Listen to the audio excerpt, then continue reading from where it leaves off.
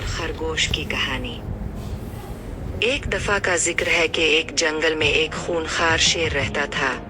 वो रोजाना एक जानवर को मार कर खा जाता, जिसकी वजह से तमाम जानवर डर के मारे जंगल छोड़ने लगे। जानवरों ने मिलकर एक मंसूबा बनाया कि रोजाना बारी बारी एक जानवर शेर के पास खुद जाएगा ताकि बाकी जानवर महफूज रहे।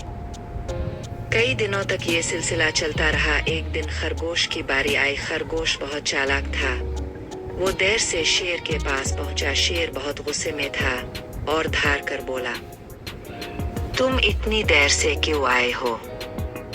खरगोश ने अदब से कहा, जनाब मैं वक्त पर आ रहा था, लेकिन रास्ते में एक और शेर ने मुझे रोक लिया और कहा कि ये जंगल अब इसका है।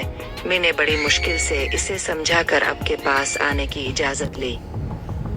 ये सुनकर शेर को बहुत गुस्सा आया। इसने कहा, कौन है वो? मुझे अभी इससे लड़ना है। खरगोश बोला, अगर आप मेरे साथ चलें तो मैं आपको दुखा सकता हूँ। शेर फौरन खरगोश के साथ चल दिया। खरगोश इसे एक कुनवे के पास ले गया और कहा, वो शेर इसी कुनवे में छुपा हुआ है। शेर ने कुनवे में झांका तो इसे अपने अक्स में दूसरा नजर आया। वो समझा कि वही दुश्मन शेर है। गुस्से में आकर वो कुनवे में कूद गया और डूबकर मर गया। यूं एक छोटे से चालाक खरगोश ने पूरे जंगल को एक जालिम शेर से निजात दिलाई।